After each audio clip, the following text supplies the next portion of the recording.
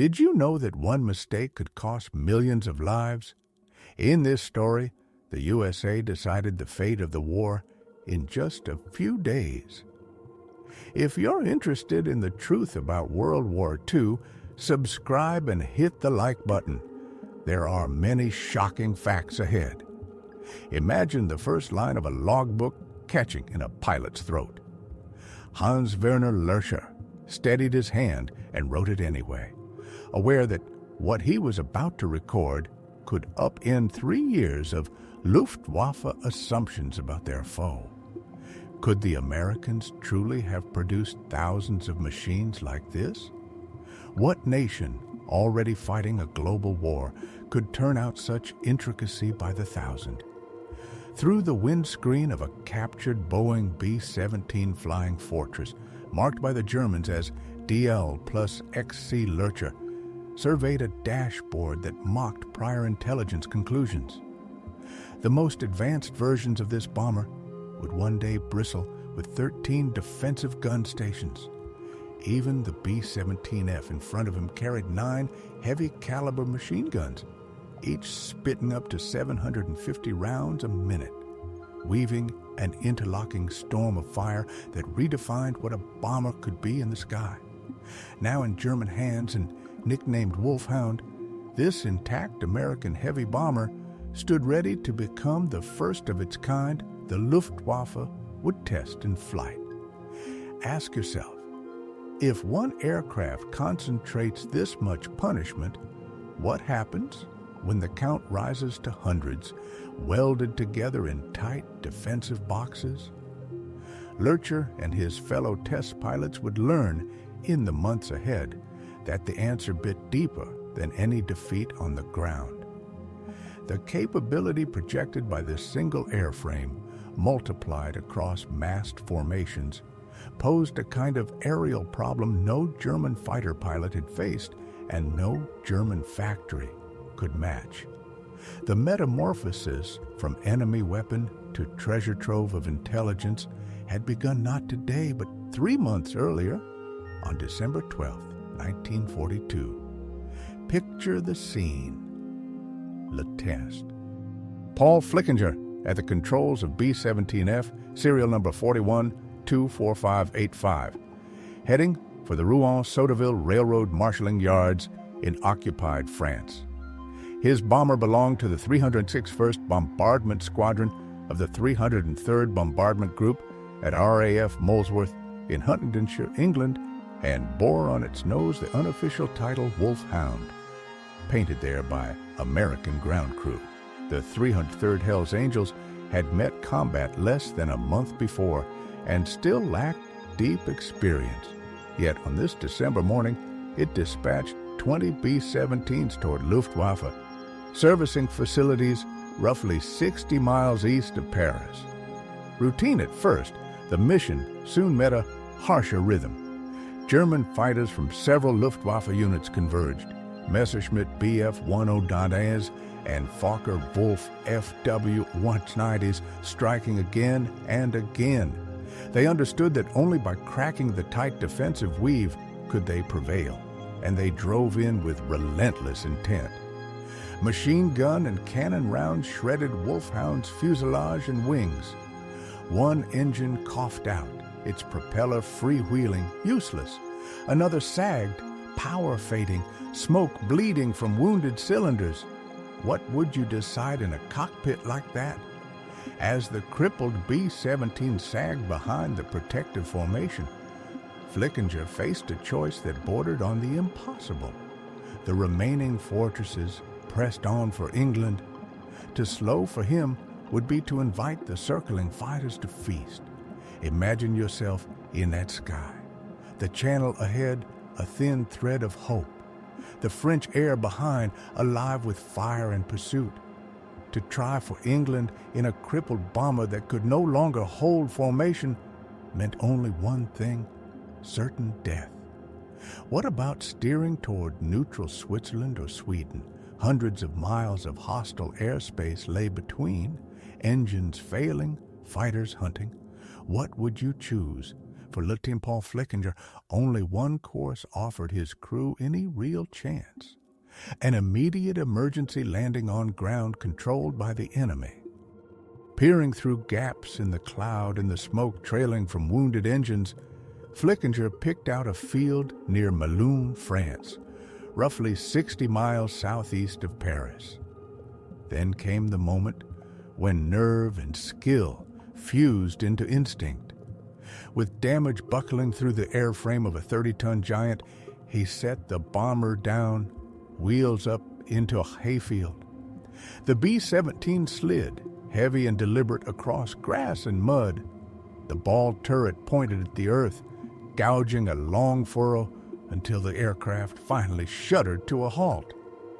10 men climbed out with hands raised, ready to become prisoners of war. What they did not anticipate was how priceless their intact machine would be to the men who came to take it. Within hours, Luftwaffe ground crews and Wehrmacht soldiers converged on the captured fortress. Engineers swarmed its surfaces, photographing every system, every structural seam, every technological nuance, before scavengers or saboteurs could strip it of meaning.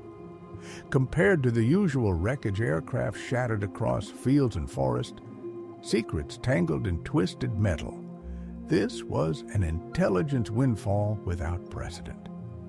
Wolfhound sat almost whole in that French field, a complete specimen of American heavy bomber design laid out for exploitation. German recovery specialists grasped the magnitude at once. This was no mere hulk to be scavenged for scrap.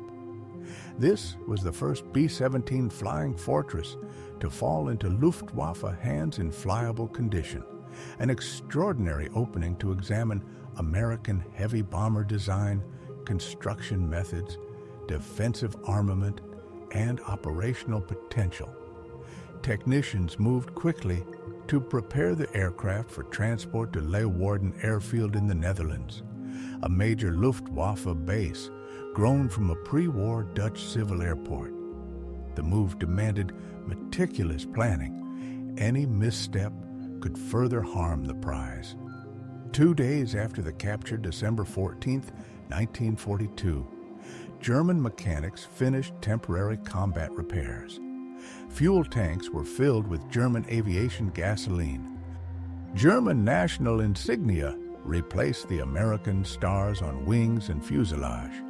Large black crosses spread across the planes of the wings. A swastika marked the tail, and the stark red and black palette of Nazi Germany proclaimed the bomber's new ownership. 2 Messerschmitt Bf-110 heavy fighters took station as escorts, while a hand-picked German crew boarded for the ferry flight to Rechlin, the Luftwaffe's premier testing and evaluation center in Mecklenburg, about 50 miles north of Berlin. The flight plan went out to every Luftwaffe fighter base and flak battery along the route with explicit orders: do not engage the captured fortress. Yet, even with these precautions and unmistakable German markings, some units opened fire, scoring minor additional hits before recognition signals were confirmed and the attackers broke off.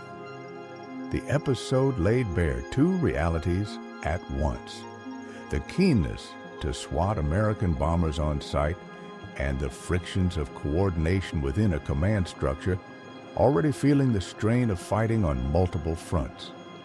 When Wolfhound finally touched down at Rechlin after its circuitous hop from the Netherlands, it entered a realm wholly devoted to decoding enemy technology.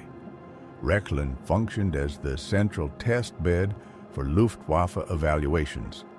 The German counterpart to the United States Wright Field in Ohio, or Britain's Royal Aircraft Establishment at Farnborough. Any captured Allied aircraft that could be coaxed back into the air eventually made its way to this guarded stage, where secrets were not merely gathered, they were systematically learned. Imagine stepping into a cathedral of captured ideas, a place where metal speaks and every bolt has a story. Here at Rechlin, German engineers did not simply look at foreign aircraft. They dissected them, hunting for frailties to exploit and for innovations to copy or counter. Hundreds of specialist technicians, engineers, test pilots, support crews work toward a single razor-edged purpose: understand how the enemy's machines worked and learn how to beat them. Can you picture the discipline of that mission? Day after day, a chorus of pencils on clipboards, camera shutters, calipers clicking shut. For 3 months after its mid-December 1942 arrival, Wolfhound did not leave the ground. Instead, teams peeled back its secrets. Panels came off to reveal the B-17's stressed skin architecture, an elegant shell that explained its celebrated toughness. They gauged skin thickness, sampled alloy composition, scrutinized rivet spacing and joining methods. Nothing escaped the ledger. The electrical network, miles upon miles of wiring, unfurled the American philosophy of systems integration. The hydraulic circuits exposed refined valve designs and disciplined pressure control. The oxygen distribution lines told a story of high-altitude wisdom. The intercom, remarkably clear despite engine thunder, testified to careful attention to crew communication. Fuel management, an art in itself, enabling pilots to balance the center of gravity by shifting fuel between tanks. And the engine synchronization system, what relief it offered trimmed workload while extracting peak performance. Each element was photographed from multiple angles, sketched into precise technical drawings, measured with exacting instruments, and then matched against German counterparts. Where did the Americans excel? Where could they be outdone? Luftwaffe aeronautical engineers found themselves at times in frank admiration. The B-17 embodied mass production thinking on a scale German industry had neither reached nor seriously pursued. Standardization ran through it like a spine. Components from different factories fit together without hand-fitting. Interchangeable parts could be swapped in the field with speed. Simplified assembly sequences lowered the skill threshold so semi-skilled workers could help build a complex aircraft. Do you sense the difference in industrial DNA? Where German airframes often demanded craftsmen to coax fussy components into place through laborious processes, American bombers arrived as modular systems, standardized units set quickly by jigs, templates, and fixtures. For German planners alive to the arithmetic of capacity, the implications were staggering. If one captured bomber reflected such manufacturing sophistication, if the whole ecosystem was tuned for output, how many could the Americans turn out in a month? In a year? When German intelligence analysts ran the numbers, the results seemed incredible. Paradoxically, they were cautious. Then came March 17, 1943, when Wolfhound finally rose into German skies for its first Luftwaffe-controlled flight. Flugzeugführer Butcher chosen for seasoned judgment and steady hands lifted off from Rechlin. What did he feel? A surprising smoothness for such a giant. Control inputs drew measured, docile responses. Reports from American pilots collected through interceptions and prisoner interrogations had long praised the B-17's handling, and now German test pilots confirmed it in the logbook line by line. For an aircraft that weighed 15 tons empty and up to 30 tons fully loaded, the Fortress flew with remarkable stability. Control harmony held across the envelope. Predictability bred confidence, even with one engine feathered and then deliberately two. For twin-engine trials, the bomber remained flyable. a revelation that clarified why so many battered B-17s limped back to England with wounds that would have doomed German bombers. What would that resilience mean in massed formations? Throughout the spring of 1943, multiple German pilots put Wolfhound through carefully crafted profiles to probe every facet of performance and handling. High-altitude tests showed the aircraft could work comfortably above 25,000 feet, where flak effectiveness ebbed, shells losing velocity, and time to target stretching thin.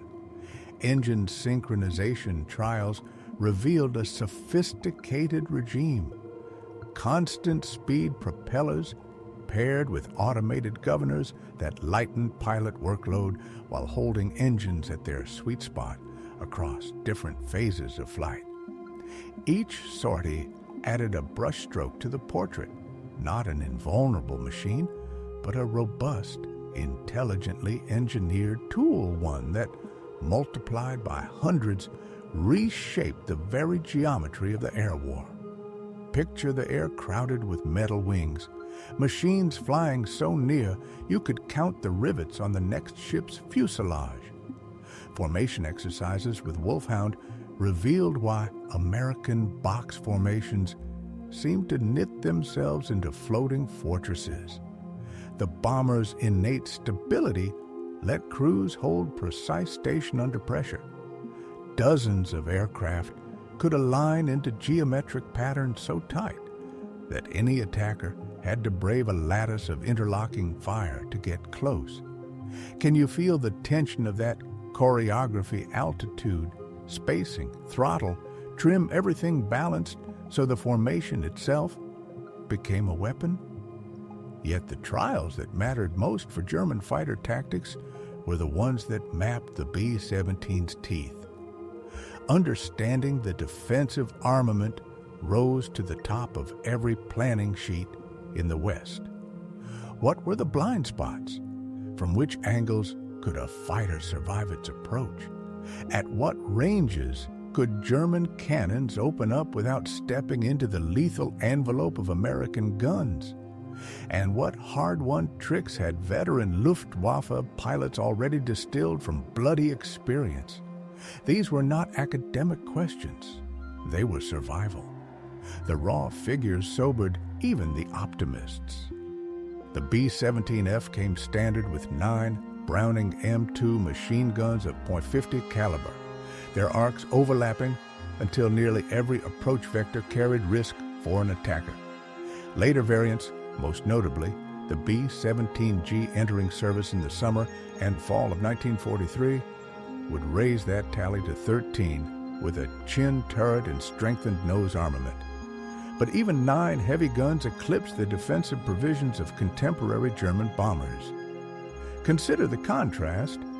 Heinkel He-111, the Luftwaffe's staple medium bomber, typically flew with 6 or 7 guns of mixed caliber, many of them 7.92-meter weapons whose bite against fighters was limited.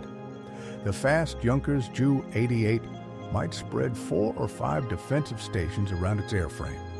By comparison, an American B-17F carried 9 heavy machine guns as standard, each .50 caliber round able to punch through armor plate, wreck engines, splinter canopies, and kill pilots from beyond 600 yards. The 50 BMG cartridge delivered roughly 3 times the kinetic energy of German 7.92-millimeter ammunition and energy, on par with German 13mm heavy machine guns. What would you do, rolling in on a target that could claw at you from almost every quarter? Through the spring and summer of 1943, Hans Werner Lercher, who would become the Luftwaffe's most experienced test pilot of captured Allied types, flew Wolfhound again and again. Decades later, his memoir, Luftwaffe Test Pilot, Flying Captured Allied Aircraft of World War II, set down those flights in careful detail, along with evaluations of many other Allied machines. Lercher approached foreign aircraft with scientific curiosity rather than ideological prejudice, a professional stance that made his work indispensable to the evaluation program. An engineering education at university level, paired with a natural flying gift honed by years of glider and powered flight experience, shaped a pilot exactly suited to the dangerous discipline of testing enemy designs. Over the course of the war, he logged time in more than 125 different aircraft types without a single serious crash or damage incident, a safety record that spoke as loudly as any report about method, judgment, and respect for unfamiliar machines. Imagine climbing into a foreign cockpit with nothing but your wits' no handbook, no training syllabus, no checklist, no instructor at your elbow. That was Lersch on his first sortie in Wolfhound. He taught himself by looking and by testing, eyes moving from dial to switch to lever, mind forming hypotheses about function and sequence, then taking those guesses skyward and probing them at altitude high enough that a misstep wouldn't immediately be fatal. Have you ever learned a complex machine by touch alone? That was his classroom, the slipstream, the altimeter, the hum of engines translating guesswork into knowledge. Very quickly, one truth stood out. The instrument philosophy diverged sharply from German practice. American designers favored centralized panels, standardized layouts where gauges kept familiar positions across multiple aircraft types, so a pilot could move from one airframe to another with less friction. In the electrical system, circuit breakers replaced fuses, a resettable safeguard that made fault finding and maintenance far simpler. Hydraulic pressure indicators spoke a different numerical language calibrated in pounds per square inch rather than kilograms per square centimeter. Even the throttle quadrant challenged habit. Its logic ran reversed relative to German aircraft, with forward motion adding power instead of taking it away. Would your hand, trained on German controls, hesitate for a heartbeat? But what most impressed Lersch was not the layout. It was the resilience, the sheer indifference of this bomber to punishment. The B-17 seemed to soak up damage that would have destroyed equivalent German designs, continuing to fly and fight after wounds that looked unsurvivable. Its structural backbone heavy-gauge aluminum alloy framing mated to stressed skin construction spread loads through the entire airframe, turning local hits into manageable stresses. Redundancy multiplied chances of survival. Single system failures rarely proved mission ending. Self-sealing fuel tanks choked off fires from small caliber strikes, a technology the Germans understood conceptually but had not applied so comprehensively. Armor plate shielded what mattered most: crew stations and vital systems, with special emphasis on the pilots, the engines, and the fuel system. Ask yourself, if one layer failed, what remained to save the crew? In the fortress, there was usually another line of defense. At Rechlin, Lersch and his fellow test pilots set about learning from the bomber exactly as a hunter learns from his quarry, by seeing the world from the other side of the gun sight. They organized firing trials to map the B-17's defensive reach from the attacker's perspective, the only viewpoint that mattered to the German fighter pilots who would have to face these machines in combat. BF-109s and FW-190s would form up, then run simulated attacks on Wolfhound as it flew either straight and level or in evasive patterns. On the ground, observers photographed every pass and logged angles, ranges, closure rates, exposure times. Combat cameramen captured the dance from chase planes, producing film that squadrons across Germany and occupied Europe would study in darkened briefing rooms. What would those reels reveal? They revealed inconvenient truths that cut against pre-war assumptions about bomber vulnerability. The classic tactic pressing in from directly astern had worked well against earlier Allied types with weaker defenses. Here, it became a gauntlet.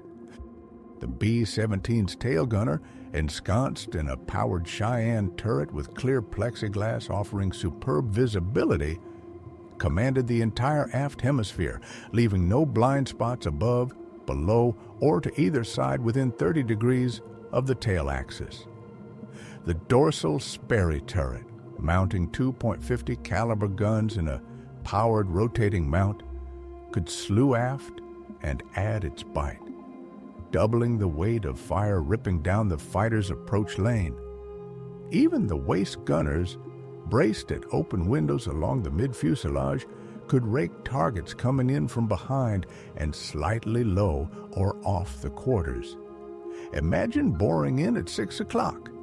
The attacker faced at least 4 heavy machine guns converging along a predictable intercept path. In skilled hands and at the right range, the tail gunner's 2 guns alone could be ruinous to a thin-skinned fighter. The numbers favored the Fortress.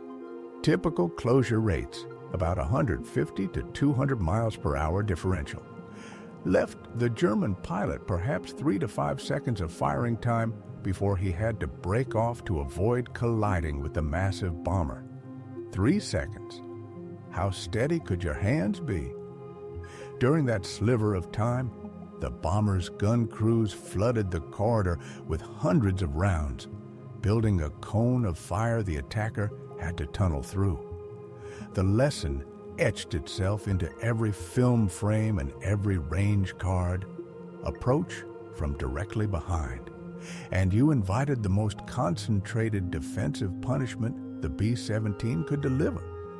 Imagine reading those combat reports by the light of a briefing room projector, page after page, confirming what pilots felt in their bones. Tail attacks bled fighters, many damaged, many destroyed, because the B-17's rearward defenses were a meat grinder. Survivors described the approach as flying into a storm of tracers, and the image stuck because it felt true. At the typical ranges, 400 to 800 yards won in every 4 or 5 rounds in American belts burned bright, stitching visible paths through the air until the sky itself seemed to harden into luminous walls. Tracers existed to guide aim, yes, but they also clawed at a pilot's nerves. Can you picture yourself holding course when several bombers spit converging streams at your canopy? Many German pilots didn't. They broke early, instinctively, and never reached the ideal firing position. The psychology of light and speed did its quiet work. Cutting effectiveness even when hit probabilities remained modest, thanks to brutal deflection angles and high closure rates. Below the formation, a different problem awaited, no more forgiving, only new in shape. The Sperry ball turret guarded the lower hemisphere with no blind spots, a rotating sphere that cradled a gunner and his paired poivrés along with a computing site that helped solve the lead on fast-moving targets.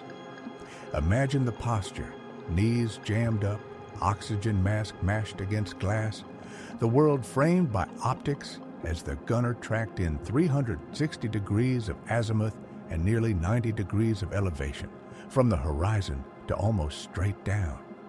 The space was too tight for a parachute, too cramped for comfort, and demanded a fetal curl for hours at altitude and murderous cold. And yet, the defensive reach was unmatched. No approach from beneath went unchallenged. Fighters learned bitterly that a pass from below meant running the gauntlet of multiple ball turrets across the formation, each one bringing its mechanism to bear with clinical precision and opening up at maximum effective range. Try the sides, then? The waist gunners were waiting. They stood at open windows along the fuselage, enduring air so cold it bit through heated suits. Hurricane winds clawing at every movement, and engine thunder that made speech a struggle. The B-17F's staggered waist stations one slightly forward on the port side. The other, slightly aft on the starboard, kept the gunners from fouling each other's swings and widened their arcs. Each man worked a .50 caliber gun on a flexible ring, free to sweep broad sectors in azimuth and elevation. An attack from the beam meant flying into crossing streams from both waists, plus the dorsal turret, which could pivot to cover any threat above the horizontal plane. Interlocking fields created zones where several guns could bite the same target at once, lifting hit probability by sheer concentration. The result?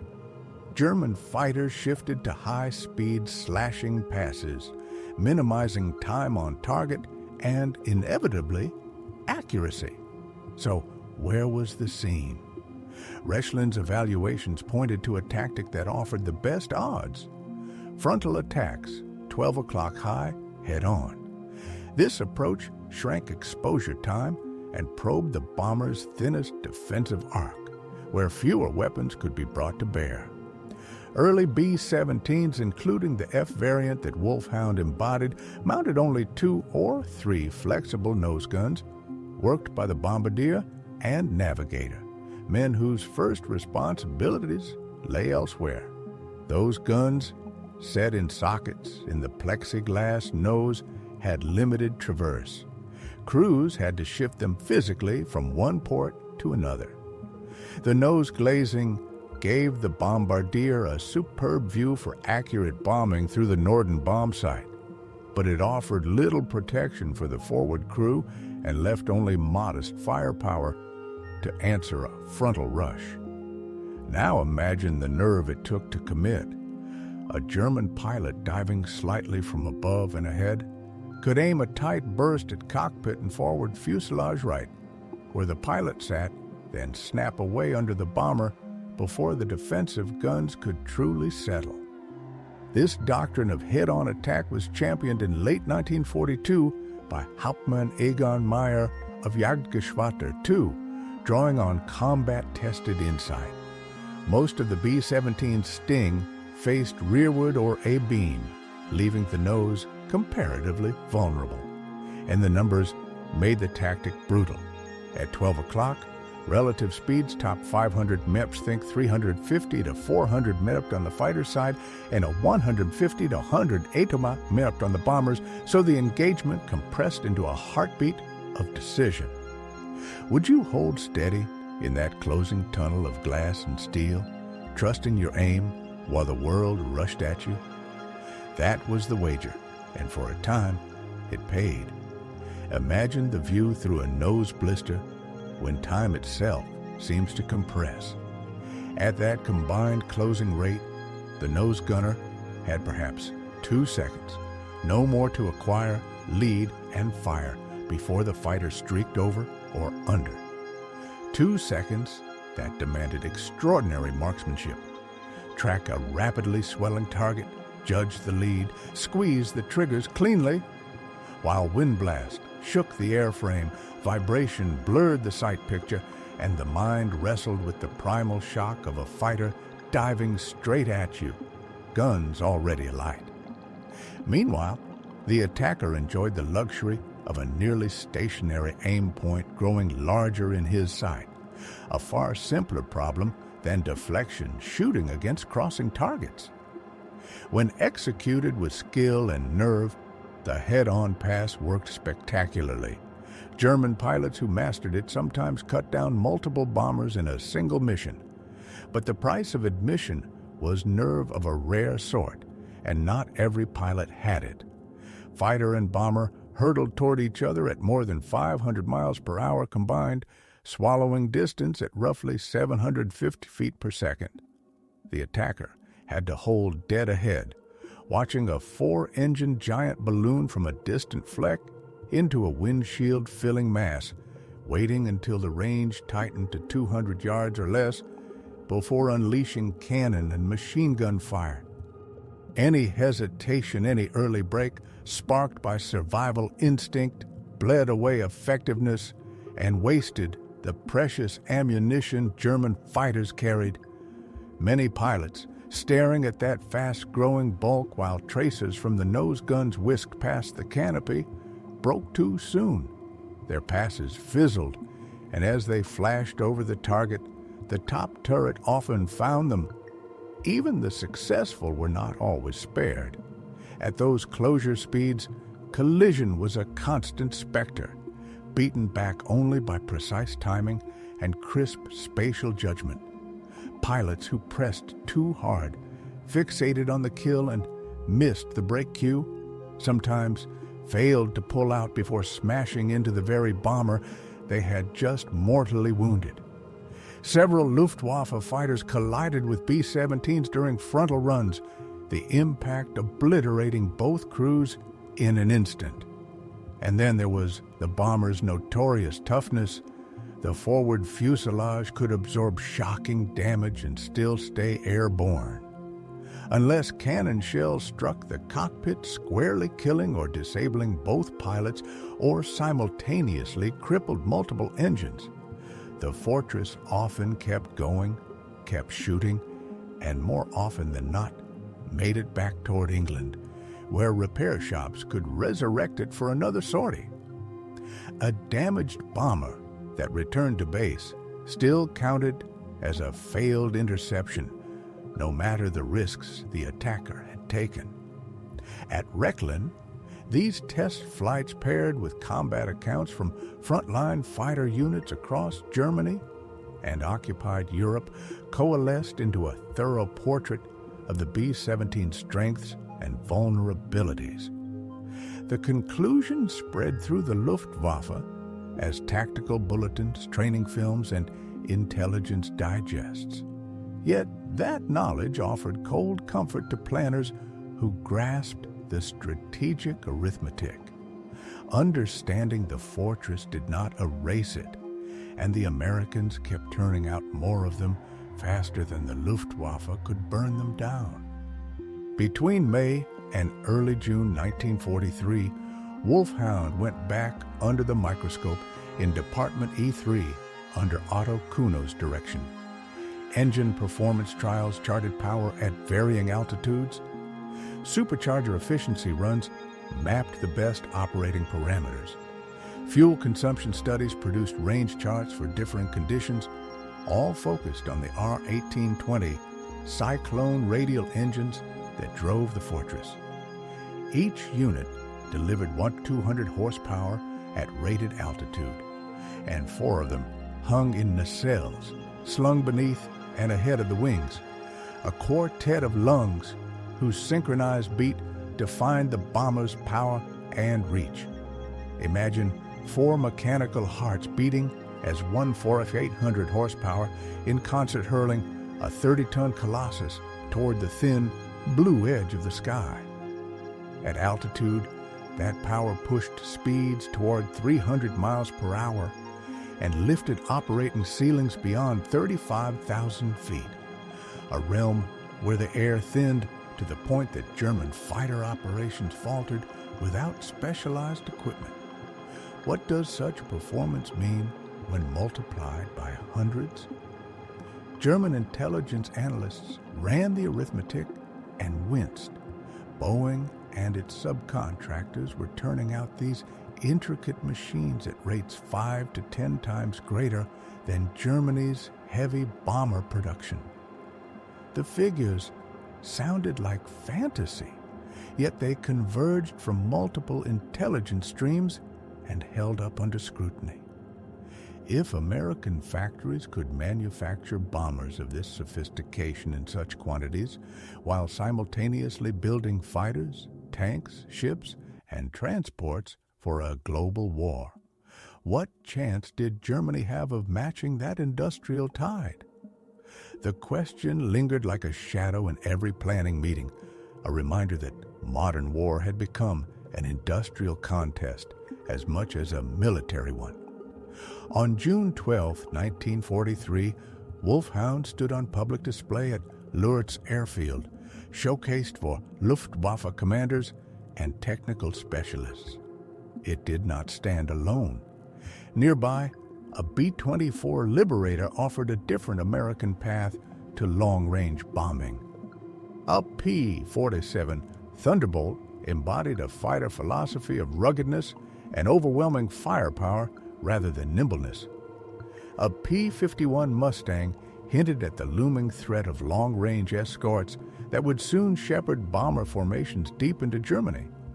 A twin-engined P-38 Lightning displayed an unconventional American approach to design. From Britain came an Avro Lancaster, a testament to heavy night bombing power, a de Havilland Mosquito, the swift, fast bomber, a Hawker Typhoon, grimly efficient in ground attack, and several Spitfire variants charting the evolution of British fighters. What would you have thought, walking that line of captured wings? This was more than recognition training. It taught German personnel the silhouettes, markings, and identifiers needed to avoid friendly fire. It paraded technologies that engineers might adapt, counter, or at least understand. And most sobering of all, it presented tangible proof of Allied industrial reach and technical refinement proof that in too many areas was beginning to outpace German development. Those who attended came away unsettled. One participant later observed that even a casual glance revealed the difference in manufacturing quality. American components met each other with precise tolerances that German craftsmen could not help but admire. To achieve such fit across thousands of airframes implied rigorous quality control. Smooth external finishes whispered of aerodynamic polish. Neat assembly spoke to systematic production methods rather than field improvisation. By contrast, German aircraft now increasingly built with slave labor under the hammer of Allied bombing that wrecked supply chains and smashed tooling too often showed rough workmanship. Mismatched panels demanding hand-fitting, improvised fixes using non-standard materials. You did not need a technical degree to hear the message. German industry was straining to sustain output of designs already slipping toward obsolescence, while American plants delivered superior equipment in overwhelming numbers. After its turn at the Lourdes exhibition, Wolfhound returned to Rechlin for one final round of tests before entering operational service. In July 1943, engineers outfitted the bomber with glider towing gear to judge its suitability for transport roles. The DFS-230 combat glider program needed tow aircraft with muscle to haul loaded gliders up to working altitude, and the B-17's 4 engines offered ample thrust for the task. From June 16th through early August, test crews flew sorties that examined towing procedures, verified release mechanisms, and practiced formation work with gliders strung out behind. Picture that procession in the summer sky, a fortress leading, gliders in tow, the air taut with cables and discipline. A different kind of formation, but one more lesson wrung from a captured machine. Picture the summer test crews at Rechlin watching the cables go taut. A heavy bomber never meant for this role, towing gliders as if it had been born to it. Technically, the verdict was clear. The trials worked. They showcased the B-17's versatility beyond its primary identity as a precision bomber and proved it could shoulder transport tasks as well. And yet, what good is capability without a campaign to use it in? Germany's glider arm was already ebbing away after catastrophic losses in Crete, where students' paratroopers suffered 50% casualties, and in other theaters where airborne ventures exacted punishing costs. Lacking a deep fleet of transports and the fuel reserves needed for major air landing operations in 1943 and beyond, the Reich had little practical room to apply what the tests had validated. Then, a change of stage. In September 1943, Wolfhound left the test ramps of Rechlin for operational duty with one of the Luftwaffe's most secretive formations. From Rangsdorf Airfield near Berlin, Kampfgeschwader 200 ran missions no other unit would touch. Its portfolio ranged from long-range reconnaissance deep into enemy airspace, sometimes blending into hostile formations, to the insertion and extraction of agents behind Allied lines, supply drops to German forces isolated by partisan-held territories or enemy advances, and experimental trials of aircraft and weapons too sensitive for standard evaluation squadrons. The flight line looked like a museum assembled for audacity rather than logistics. German types such as the Junkers Ju-2 996 engine long-range transport, the Heinkel He-111 medium bomber, and the Arado R-232 transport stood beside captured Soviet machines for the Eastern Front and multiple American bombers for operations in the West and the Mediterranean. Why invite this chaos of parts and procedures? Because each aircraft solved a specific problem, and the unit's missions demanded bespoke tools. For KG-200, the B-17's strengths were irresistible, a range exceeding 2,000 miles, a ceiling above 25,000 feet, and a toughness that shrugged off punishment and weather alike. Flying a captured fortress deep into Allied-controlled skies offered deception as a force multiplier. At night, or in murk, Allied radar operators and fighter controllers might assume the intruder was a friendly bomber straggling home from Europe, and the German crewed aircraft could slip through undetected or at least unchallenged. Those misread minutes, sometimes hours, could spell the difference between success and failure. Even in daylight, a high-flying B-17 could briefly merge with American formations, gleaning intelligence on tactics, spacing, and radio procedure before peeling away. Rangsdorf gave Wolfhound a new skin for this masquerade. Gone were the test colors. In their place came dark night operations camouflage in blues and grays. KG-200 side codes beginning with A3+ appeared on both sides of the fuselage, sufficient for recognition by German forces while revealing little about the aircraft's exact assignment. Surviving notes point to the code A3+AE, though some sources suggest the bomber wore more than one identity over time, changing as missions required. Do you notice how the trail grows faint here? The Special Operations record is a tapestry full of missing threads.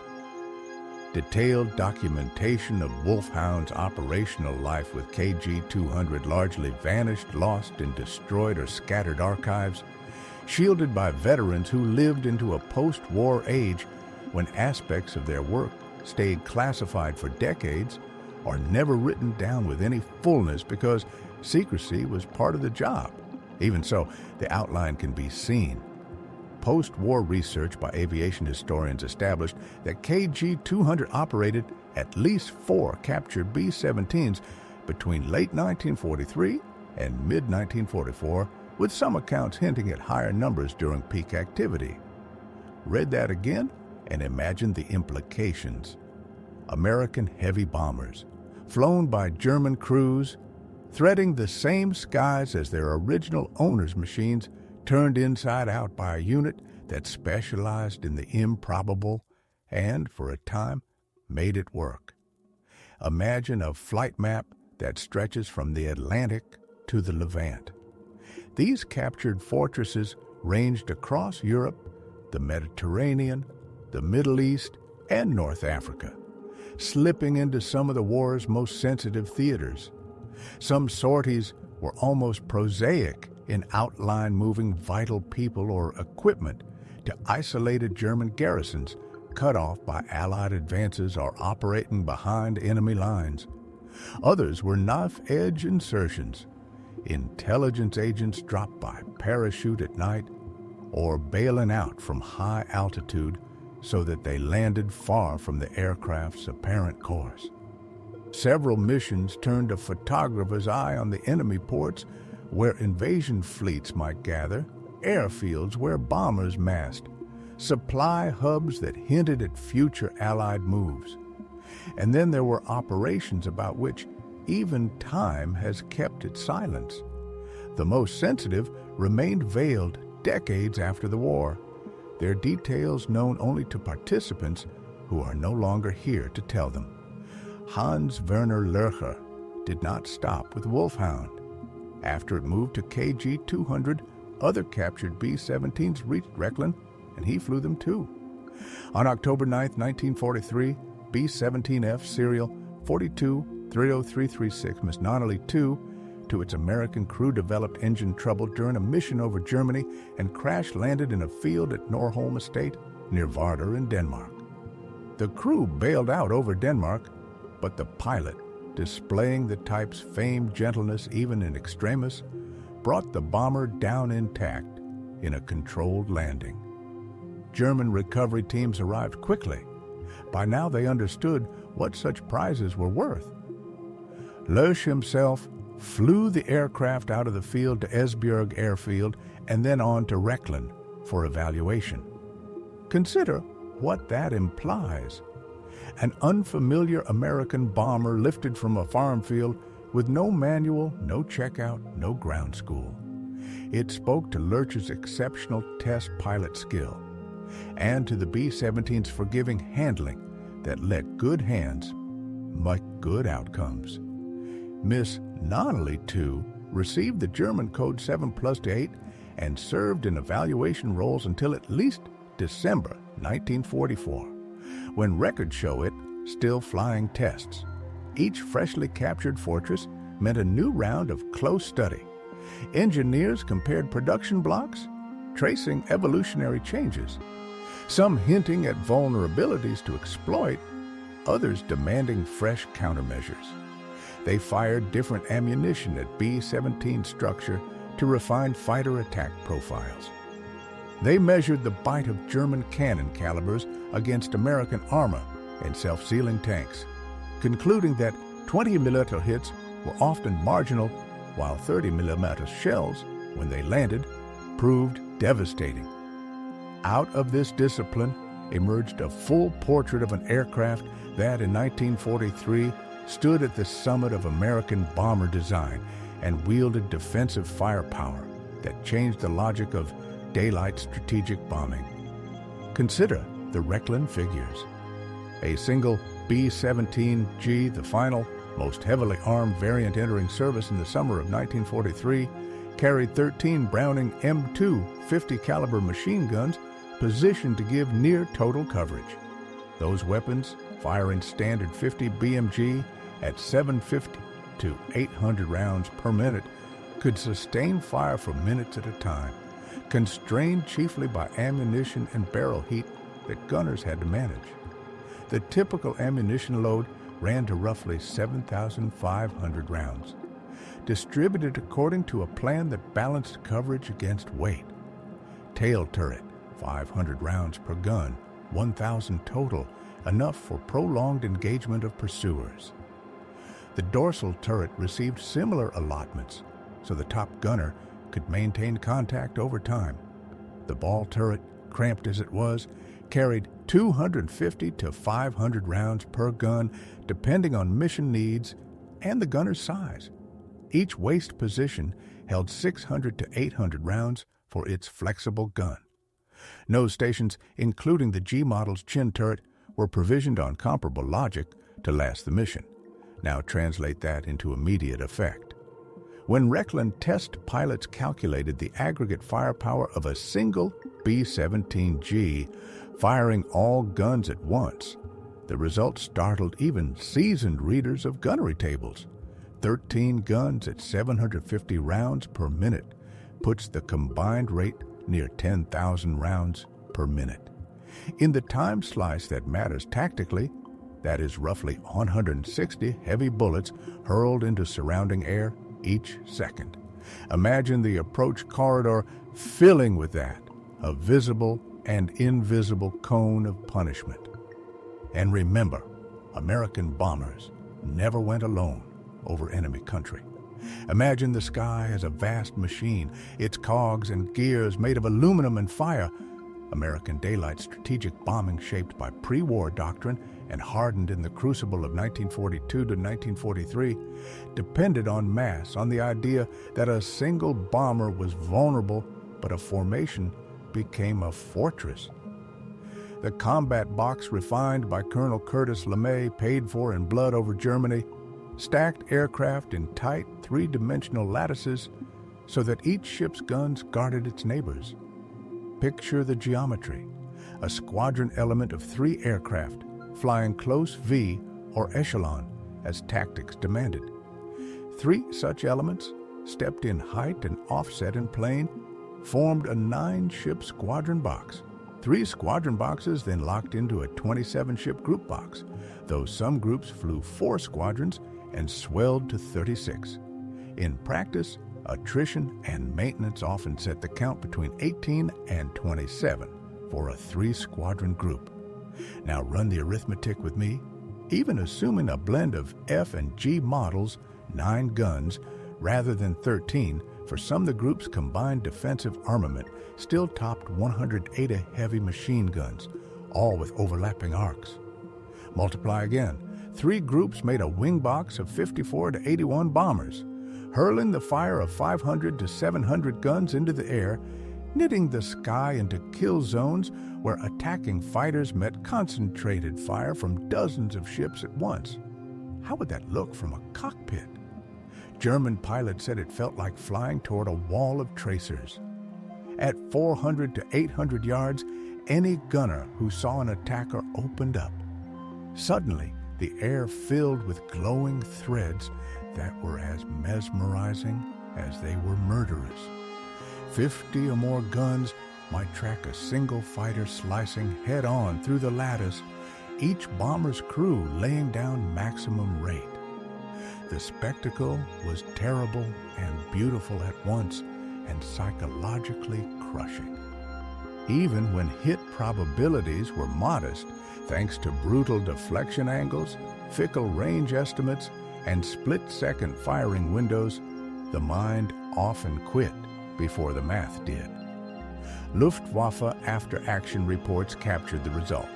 Many fighters peeled off too soon, nerves frayed by the advancing curtain of light, never reaching the range where their weapons were most lethal. Those who held formation discipline and drove in found themselves facing an arithmetic that favored the defenders. Analyses based on real combat data concluded that a rear attack on a B-17 demanded, on average, about 20 hits from 20mm cannon shells to bring the bomber down, assuming the strikes were spread across vulnerable systems rather than stacked in a single catastrophic spot. Remember the fortress's habits: rugged structure, redundant systems, self-sealing tanks, all conspiring to keep it in the air. Now fold in accuracy. Against evasive targets at combat ranges, average pilot hit rates hovered around 2%, a figure drawn from gun camera studies and ammunition expenditure. Do the numbers. To score those 20 necessary hits from aft, a pilot would need to fire roughly 1,000 rounds of 20mm ammunition. Early model Focke-Wulf FW-190s carried just 500 total rounds of 20mm with 2 cannons, 250 per gun in drum magazines. Later upgrades added 2 more cannons with belt feeds, yet even then the total often reached only 500 to 600 rounds across all guns. In other words, enough for 1 solid run, perhaps 2 before going Winchester and turning for home. Meanwhile, the bombers kept their fingers on the triggers as long as threats remained. With thousands of .50 caliber rounds aboard, they could sustain defensive fire through the long, grinding legs of a mission. Yes, individual gunners seldom posted high percentages, but multiply low odds by dozens of guns and many angles, and hits become a matter of time and exposure. That is how statistics win battles. When enough bombers engage the same target, the improbable becomes inevitable. Through 1943, Luftwaffe fighter losses climbed mission by mission. As American bomber streams swelled in size and frequency, German fighter forces strained to replace what combat attrition and training accidents consumed, and the ledger moved in one direction only. The formation had become the weapon, and every tracer that stitched the air wrote the same hard lesson. Imagine pointing your nose straight at a four-engine giant while the world rushes at you in a blur. Front attacks did yield better kill ratios for those who truly mastered them, but they demanded a level of skill and nerve that not every pilot could summon. Head-on meant a combined closure beyond 500 miles per hour, both aircraft racing toward each other at full power. At that tempo, the sight picture mutated every heartbeat. Attention and decisions had to be continuous, razor fast. Range judgment became the hinge of everything. Fire too soon and your rounds evaporated into distance. Wait too long and you flirted with collision. The true firing window? Perhaps 2 seconds, shrinking from about 400 yards to 100, just enough time to do everything right or pay for anything wrong. Inside that sliver, a fighter pilot had to aim with care while riding his own aircraft's motion, account for the bomber's small but maddening evasive jinks, squeeze off multiple bursts and correct between them, then initiate the breakaway before metal met metal. Could you rehearse that under fire? Only relentless practice in realistic conditions and the reflexes that come with hard experience made it repeatable. The captured B-17 at Rechlin let German fighter pilots study their quarry in ways combat alone could never allow. They walked the fortress nose to tail, tracing every gun position and mapping arcs of fire. They climbed through waste windows into the cramped interior, feeling for themselves the tight spaces and awkward stations that gunners endured. They sat at each weapon, yes, even curled into the ball turret checking traverse and elevation, noting the narrow angles where an attacker might briefly slip the guns. They then flew formation drills with the bomber executing evasive moves, while fighters rehearsed approach geometries and firing solutions, turning observation into muscle memory. For veterans, this was gold. Systematic study that sharpened instinct into doctrine. But by late 1943, time had turned against the Luftwaffe.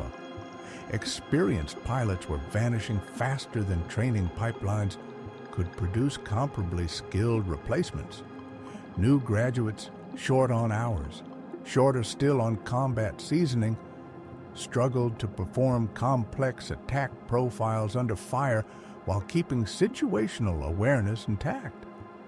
Many broke off too early, squandering their chance. Others pressed too hard and died in collisions. Meanwhile, the Americans kept refining their machines.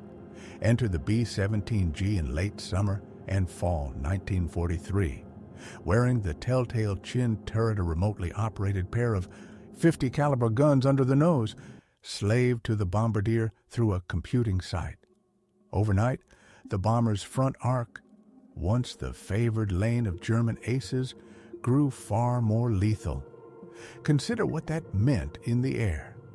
The chin turret could track an inbound fighter from first spec on the horizon, pouring fire along the predicted intercept. Add the existing cheek guns worked by the bombardier and navigator, and then swing the top turret forward to contribute its two guns, and a B-17G could mass 6 to 8 heavy machine guns against a frontal approach. The clean lane suddenly bristled with lines of tracer, a defensive cone that only the most disciplined pilots could thread. The Luftwaffe had to adapt yet again, hunting for fresh answers to a defensive problem that evolved as quickly as they did. Picture the next wave of adaptations from the cockpit. Fighters tipping in from steep, oblique angles high above and ahead, where bomber gun mounts ran into hard elevation limits. Others slipped in from below the nose, trying to stay beneath the chin turret's depression arc while giving the ball turret a wide berth. Still others chose to stand off entirely, loosing unguided rockets from beyond the reach of machine guns and gambling that blasts amid tightly packed boxes would tear formations apart. The Werfer Granite 20-kilometer rocket became a favored tool for these standoff gambits, fired from tubular launchers under the wings. Accuracy was never its strength, but the warhead was brutal. A single detonation inside a combat box could wound several bombers with blast and fragments or trigger collisions as pilots yanked into violent evasive turns. Yet standoff tactics carried their own penalties. Beyond roughly 800 yards, those rockets were guesswork. The underwing tubes were heavy and draggy, degrading climb and speed just when a fighter needed both, and they turned the launcher into prey for escorts. By 1944, long-range variants of the P-51 Mustang and P-47 Thunderbolt could ride shotgun with the bombers all the way to Berlin and back, erasing the sanctuary German fighters had once enjoyed deep in their own airspace. A rocket-laden interceptor, slow and conspicuous, made an easy mark, so the technological race ground on through 1943 and 1944. The Luftwaffe brought heavier teeth to the Fight 30 mm Ma 108 cannon that could murder a bomber with a handful of hits. Larger rockets with improved guidance on the drawing boards, even experiments in dropping small bombs onto formations from above. The Americans answered by sharpening the B-17's defenses with the G model, hardening formation tactics through painful iteration, and fielding ever better, farther-ranging escorts. But over all of this hung a reality that tactics could not dissolve: industry. Ask yourself the unforgiving question German planners asked in private. If the United States could replace losses faster than Germany, what did a tactical kill mean unless it translated into a canceled mission tomorrow? Every B-17 that fell over Europe was a victory for the pilot who claimed it, but that victory turned strategic only if it stifled the campaign itself. And then, within weeks, sometimes days, a brand new fortress rolled out from Boeing in Seattle, from Douglas in Long Beach, or from Vega in Burbank, crossed the Atlantic, and slotted into the line with a fresh crew. The production ledgers told a story of material dominance that intelligence analysts grasped all too well and could not reverse. Count the numbers. Between 1935 and 1945, Boeing, Douglas, and Vega produced 12,131 B-17s, the overwhelming bulk in the peak war years of 1943 and 1944-1945. Boeing's Seattle plant alone turned out 6,281 aircraft across all variants. Douglas added 3,000 from Long Beach, California. Vega, under Lockheed, contributed 2,750 from Burbank. In 1944, Boeing's monthly output peaked around 362 B-17s, more than a dozen per day from a single factory, figures that seemed fantastical to German observers, but were corroborated from multiple intelligence streams. German four-engine bomber production never climbed into that league, despite a head start in aeronautical sophistication. The Heinkel, a 107, Germany's only operational four-engined heavy. The fruit of years of development suffered chronic engine fires from its coupled engine design and a slew of mechanical gremlins that throttled availability. Total production of all variants barely cleared 1 to 100 between 1942 and 1944, and readiness was so poor that some units balked at taking the type, preferring twin-engined mediums despite their shorter legs and lighter loads. Quantity and quality both cut the wrong way for Berlin, a failure rooted in strategy, industrial organization, and resources that could not stretch to the demands of a global air war. Imagine a briefing where numbers land heavier than bombs. When Luftwaffe pilots were shown production statistics meant to prepare them for the scale of opposition ahead, morale sagged among the ones who grasped the implications. What was the point of staking your life to bring down one fortress if 10 more would replace it within a week? That question haunted fighter squadrons across Germany as the strategic situation slid downhill through 1944. The captured B-17 at Rechlin gave German engineers an intimate look at the how behind those numbers. They mapped the modular construction that let subassemblies built at widely scattered factories across the United States join perfectly at final assembly with minimal hand fitting. They traced standardized components sourced from hundreds of subcontractors, a supply chain of unprecedented complexity and efficiency. They analyzed simplified assembly sequences that allowed semi-skilled workers, many of them women, stepping into industry for the first time to help build complex bombers in a fraction of the time that seasoned German craftsmen needed using traditional methods. The reports that followed carried a tone of grudging admiration for American industrial organization, coupled with a blunt recognition that Germany could not hope to match it. The B-17, they realized, stood for more than clever engineering or neat design tricks. It embodied a manufacturing philosophy, prioritize volume over artisanal perfection, favor interchangeable parts over custom fitting, accept adequate and consistent over exquisite but slow. Every design choice echoed that creed. Standardized fasteners across the airframe cut inventory complexity and sped assembly. Straight panels with minimal compound curves simplified forming operations and reduced scrap. Modular sub-assemblies meant fuselage sections, wings, and tail surfaces could be built in parallel and then joined with little fitting, collapsing production time. The result: at peak tempo, Boeing's Seattle plant completed roughly 1 B-17 per hour, an achievement that seemed impossible to German observers accustomed to outputs measured in weeks per aircraft.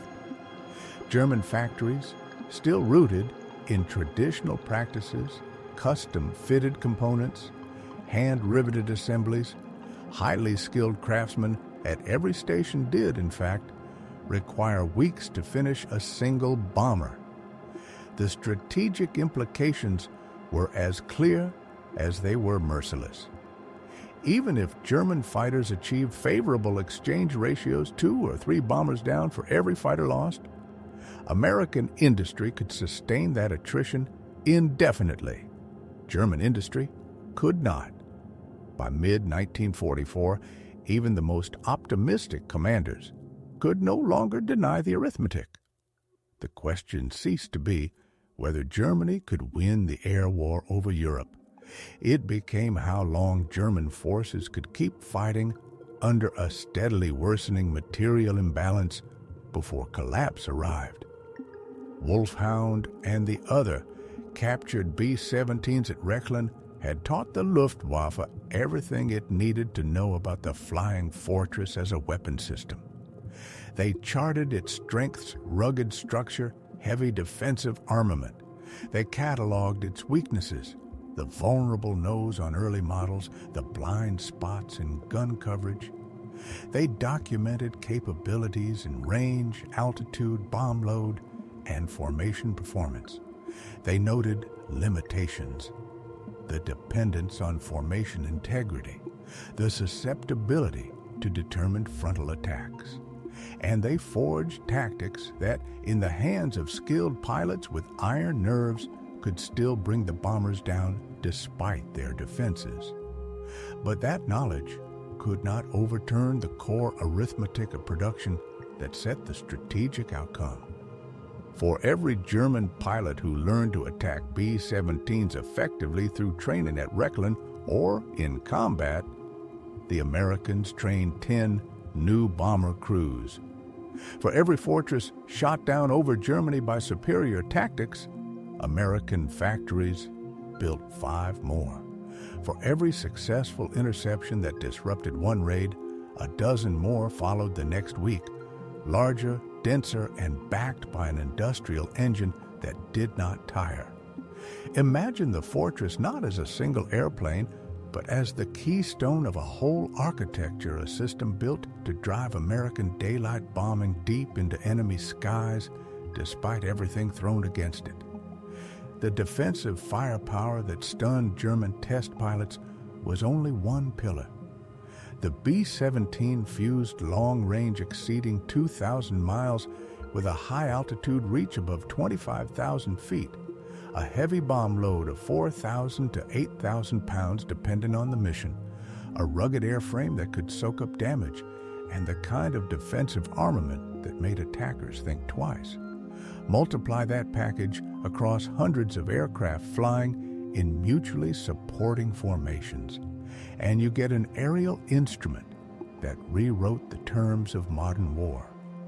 Luftwaffe. General Adolf Galland 104 confirmed victories, and eventually command of Germany's fighter arm would spend his post-war years weighing the problem.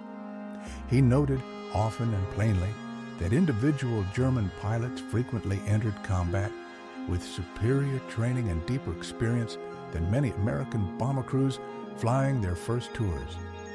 He pointed out that German fighters, especially late war models like the Focke-Wulf FW 199 Long Nose and the Messerschmitt Bf 109K4, could outclass a B-17 on every performance chart: speed, climb, maneuverability.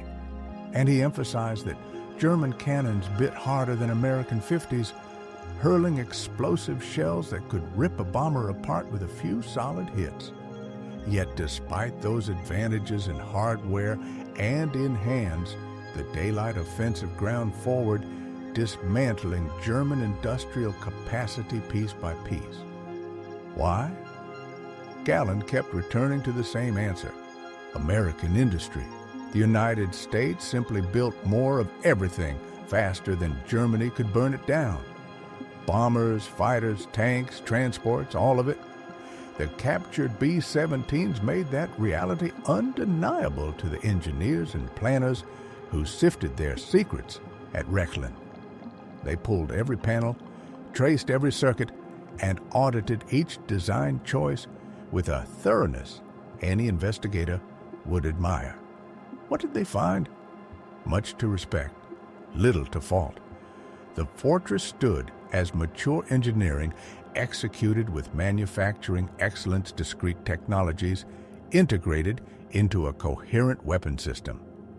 In a war of attrition, no amount of tactical innovation or pilot brilliance could offset such a material imbalance. Hans Werner Lerche lived this education in metal and air. During his time at Rechlin and other test centers, he flew more than 125 different types from multiple nations, and did so without a single serious accident that harmed an aircraft or a pilot. His later writing carried a professional regard for Allied aviation respect, earned in cockpits and on test lines. Tempered by an enduring frustration, German industry could not match Allied production rates or organizational efficiency. Consider that tension for a moment. The Luftwaffe learned the fortress in detail, its strengths, its limits, its habits, and crafted tactics that could, in the right hands, kill it. But the system behind the B-17, the factories, the supply chains, the standardized methods, kept delivering new aircraft and fresh crews faster than losses could be inflicted. In that contest, knowledge alone was never going to be enough. Imagine paging through a pilot's log where each entry is a doorway into another nation's design philosophy. He flew B-17s, B-24 Liberators, British Lancasters, Soviet P-2s, and a host of fighter types from every combatant. Each machine taught a discrete lesson about Allied capabilities and the choices different nations made in metal and method. Yet one airframe stood apart in strategic weight: the B-17. Why? Because it was American daylight bombing doctrine, hammered into aluminum and steel purpose-made, mission first. Every line of the Fortress served that mission: penetrate deep into enemy airspace, drop heavy bomb loads 4,000 to 8,000 pounds, as the task required with precision through the Norden bomb site, and fight its way home through flak bursts and interceptors. The defensive gun suite that so impressed German evaluators was not decoration. It was the critical enabler. Without those guns and without the interlocking, mutually supporting formations they made possible, daylight strategic bombing would have bled out, no matter how many airframes rolled off American lines. Unescorted bombers would have been massacred in numbers that forced a retreat to night operations in the British style, with all the losses in accuracy and effect that entailed. Did the guns make fortresses invulnerable? Hardly. Thousands went down over Europe to determine fighter attacks and disciplined anti-aircraft fire, but the armament made them survivable in the numbers that mattered. Enough bombers got through to hit targets. Enough crews completed a tour first 25 missions, later 35 to return to teach, to seed new units with experience. The cumulative weight of hundreds of sorties across 2 years tore at the fabric of the Reich's war economy industry: oil, rails, bridges, the sinews that moved men and munitions. By 1945, when Wolfhound met its end during an American bombing raid on Oranienburg Airfield on April 10, 1945, the strategic bombing campaign had achieved its primary aims. Industrial centers across the Ruhr and beyond lay in ruins. Fuel shortages grounded much of the Luftwaffe, even when airframes sat ready. Transport snarls starved front lines of what they needed most. The fortresses had done their work at grievous cost, but decisively. And yet, there is a curious footnote in this vast narrative: the captured B-17s in German service. Think of the paradox: aircraft built in American factories by American workers, flown by American crews, shot down or forced down, then rebuilt and flown by German pilots. They became rare windows into Allied strengths and methods. They exposed advantages the Luftwaffe had to counter with new tactics and highlighted seams skilled attackers might exploit. They trained fighter units in recognition and approach profiles that saved lives. They supported special operations sorties deep behind Allied lines. Through 1943 and 1944, they contributed in measurable ways. But they also testified to the impossibility of Germany's strategic position. Every hour a German technician lavished on a captured bomber was an hour stolen from maintaining German aircraft. Every gallon of precious fuel burned in testing was fuel not available for operations. Every round fired in evaluation was ammunition the Reich could scarcely spare.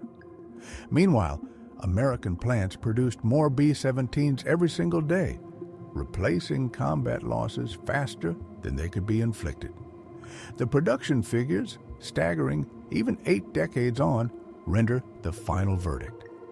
In the end, Hans Werner Lurcher's notebooks read like a dialogue between respect and resignation.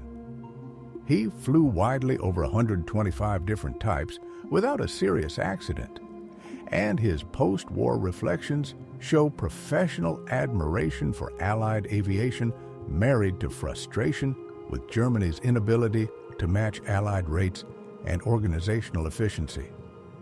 The Luftwaffe learned the fortress in exquisite detail, its strengths, its weaknesses, its habits, and fashion tactics that could kill it.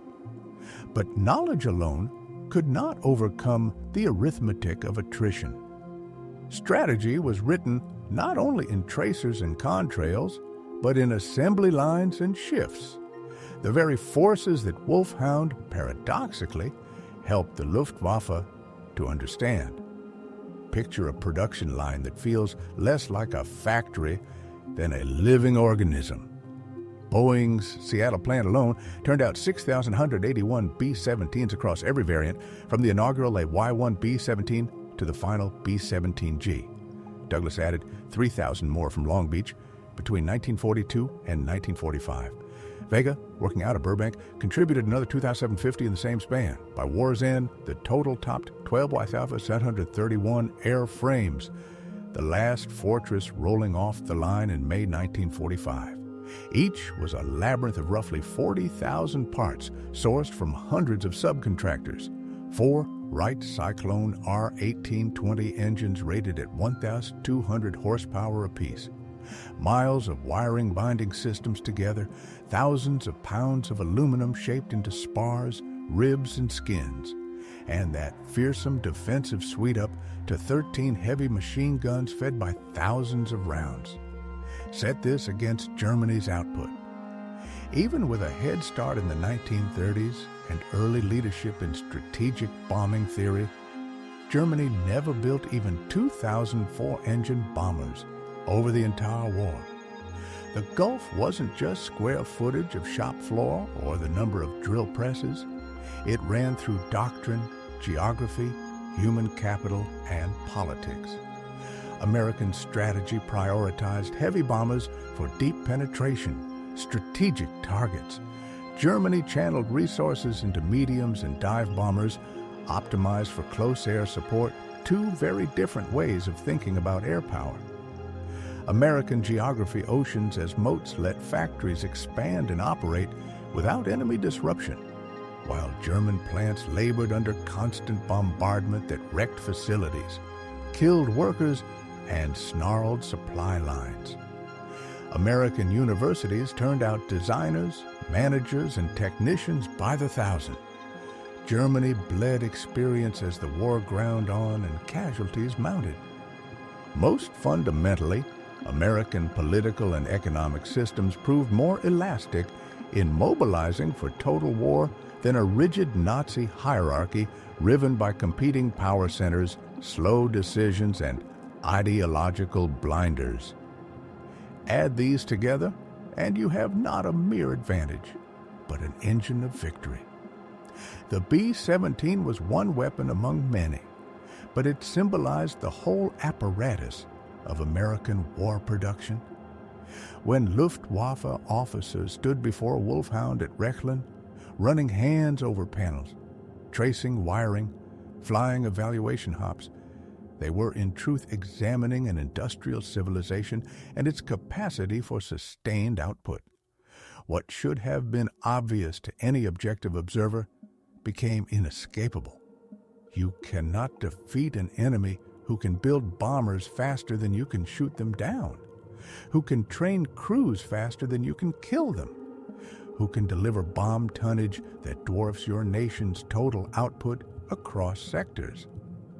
The fortress's defensive gun belts, so impressive in tests, were only the visible tip of deeper American strengths in organization, resources, and mobilization. Picture the real secret weapon, and it isn't the B-17G's 13 machine guns. It's the engine behind them, an economic and industrial system that could design, build, and field 12 out of 731 fortresses while simultaneously turning out some 300,000 aircraft of all types, 88,000 tanks, 41 billion rounds of ammunition, and the rest of what a global war across continents and two great oceans demanded. No amount of tactical brilliance, pilot skill, or individual courage could bridge a gap like that. Small wonder Hans Werner Lercher, after flying dozens of captured Allied types and seeing for himself the quality and quantity of enemy equipment, concluded that by 1943, Germany had already lost on the strength of industrial mathematics alone. The numbers foretold defeat with mathematical certainty. Only two variables remained: when the end would arrive and what final price in lives and destruction it would exact. The captured B-17 at Rechlin gave German fighter units sharp, practical answers at the tactical level. It spotlighted blind spots that skilled attackers could exploit. It identified vulnerable systems, hydraulics, oxygen that, if hit, could cripple the bomber. It demonstrated approach profiles that offered determined pilots their best odds. But it could not resolve the strategic question that ruled outcomes. How do you stop 10,000 bombers when you can barely build 1,000 fighters in a year? How do you defend cities from unending raids when your pilots are flying 3 or 4 missions a day until they are killed, wounded, or simply spent? How do you keep factories running and morale intact when every worker knows American bombs will eventually find their roof? Within the framework of Nazi Germany's war strategy and industrial organization, those questions had no satisfying answers. The regime had launched a war of conquest on the premise of swift victory, before its enemies could fully mobilize economies and industry. When that premise failed, when the conflict hardened into a grinding contest of output and endurance, Germany's fate was locked in by choices made back in the 1930s. The B-17 Flying Fortress 13 heavy guns, capable of throwing roughly 160 rounds per second into the air around it, a structure able to absorb horrific damage and keep moving toward the aim point, a flying emblem of American industrial capacity and organizational efficiency, represented not only a tactical problem, but a strategic verdict. The bombers came day after day in growing numbers. The escorts multiplied in range and capability. The targets burned in systematic order, and there was nothing the Luftwaffe could do to halt the campaign, however heroic the efforts of individual pilots. Luftwaffe test pilots at Rechlin flew captured fortresses extensively and left with a grudging respect for the engineering that made them so tough, for the design that prioritized crew survival and operational effect, for the defensive firepower that turned attacks into deadly wagers even for veterans. But respect could not alter the ledger.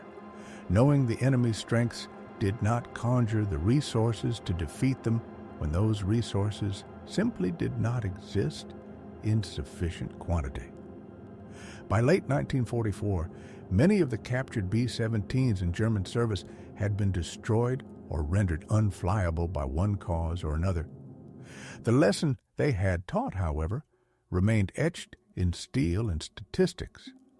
In a war of attrition, it is the factory that fires last. Imagine the fate of those captured fortresses as the campaign tightened its grip.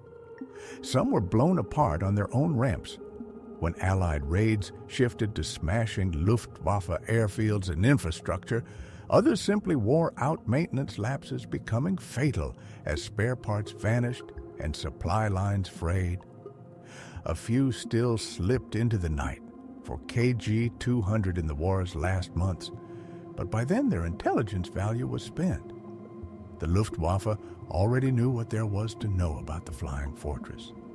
They had mapped the blind spots where guns could not reach, logged the systems most vulnerable to a well-placed burst, and drilled attack profiles that, in the right conditions, could bring a bomber down.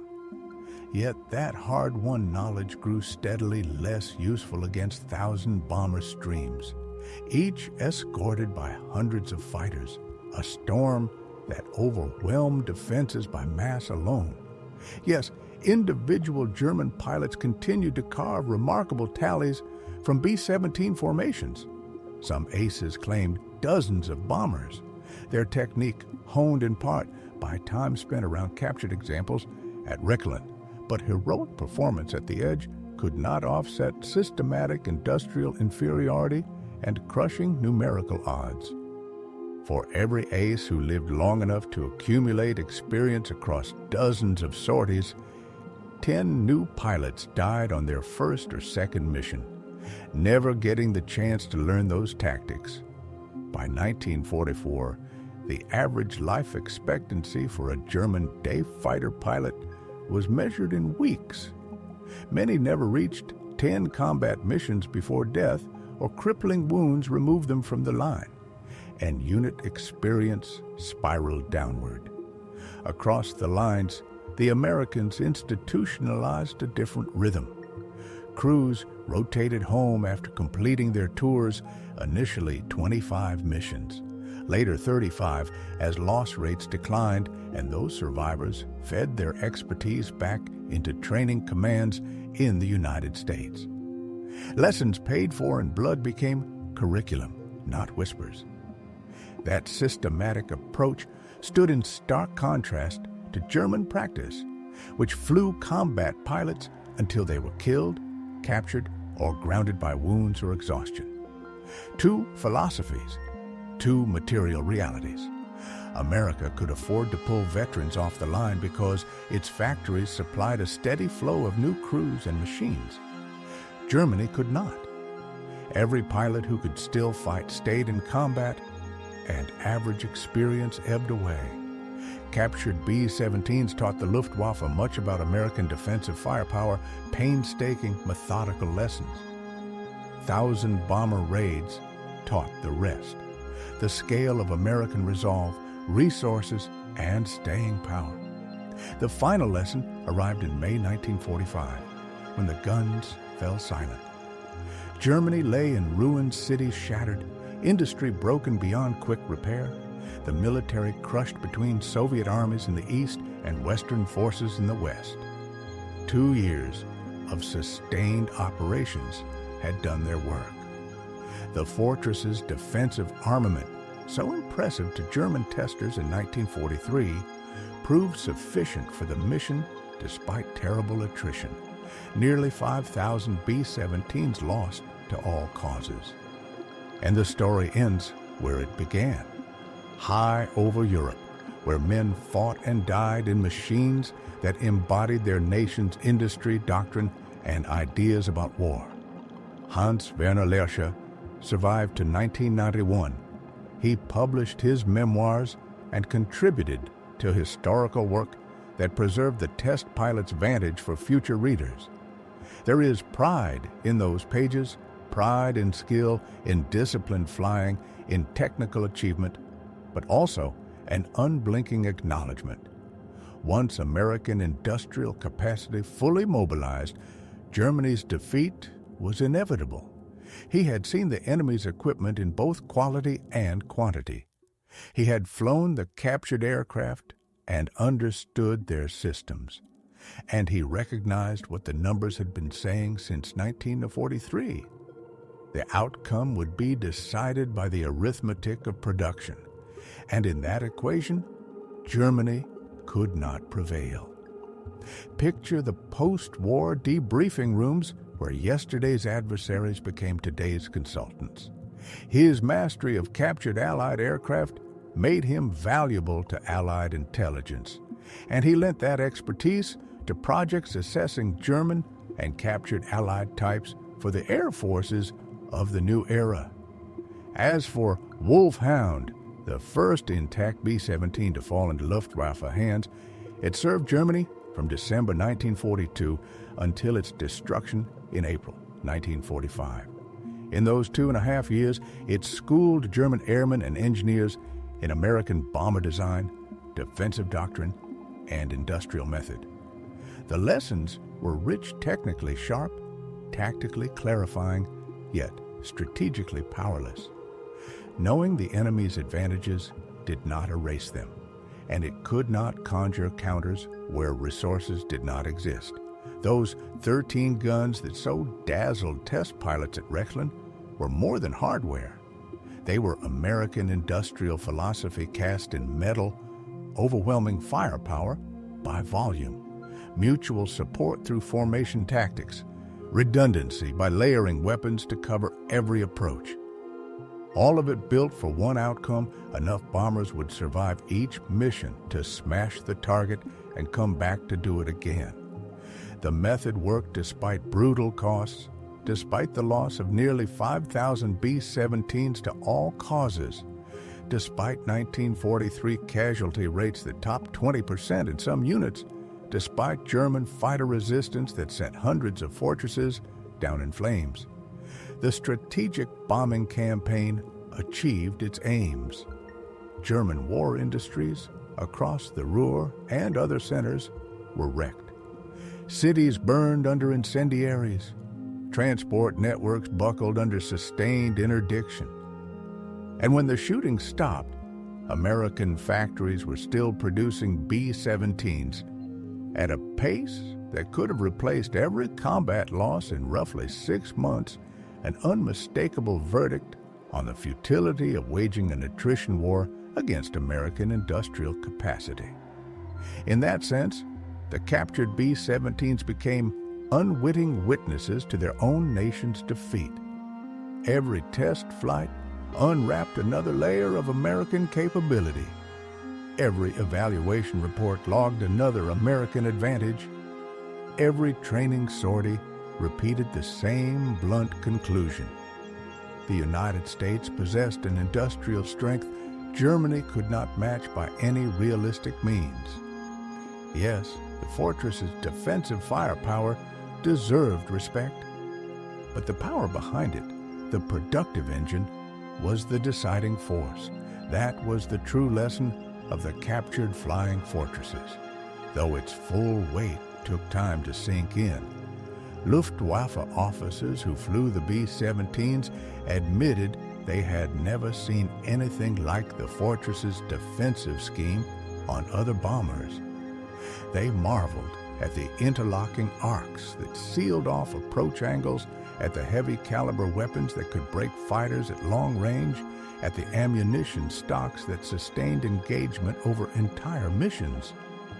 Yet those guns were only the visible edge of America's real weapon, the arsenal of democracy running at full capacity and in tight coordination.